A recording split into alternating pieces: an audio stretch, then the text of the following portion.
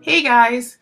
So for today's project, I'm going to be making another card. My goal is to make as many Christmas cards by hand as I can this year, and I'm going to be using a stamp set from Stampin' Up! Called Letterpress Winter. I'm going to go ahead and get started, and of course I'll jump in with any, important information as I'm making the card. So let's get started. So as usual, before I even get started with my stamping, I like to adhere my paper down to my work surface so it doesn't slide around. And I'm going to be stamping the large snowflake in the stamp set in Versamark ink. And I'm going to be doing some inking and some heat embossing because I don't have the color cardstock that I had planned on using. So I'm going to improvise. So I've stamped the snowflake and I'm going to be using some embossing powder. Now, I don't know what brand embossing powder this is. It's been in my stash forever, but it has glitter in it, as you can see. And what's going to end up happening as this card progresses is all that glitter is going to come off.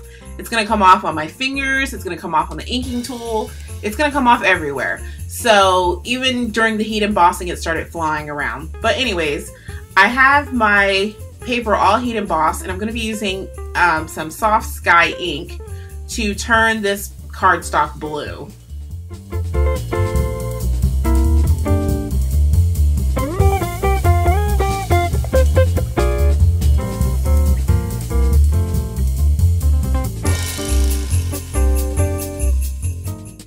Now that my inking has dried, I'm going to re-adhere that front panel back to my work surface and stamp the sentiment in Lost Lagoon ink on the front. And it just says Season's Greetings. It's one of the big sentiments in that stamp set.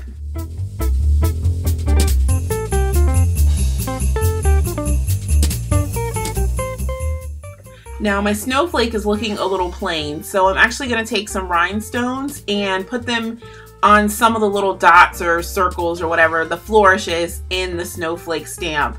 And I actually decided that not only was I going to use rhinestones, I was going to use some small pearls to flourish some of those as well. Right now it's kind of hard to see, but you'll be able to see those rhinestones in the final picture.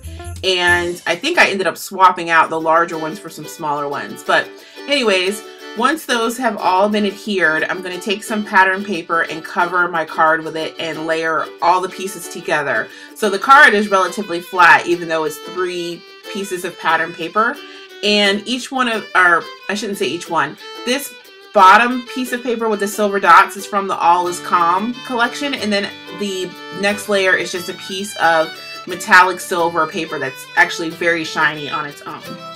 So once I got those all layered the way I wanted to, I just lifted them up and applied some adhesive to hold it all together, and that's it.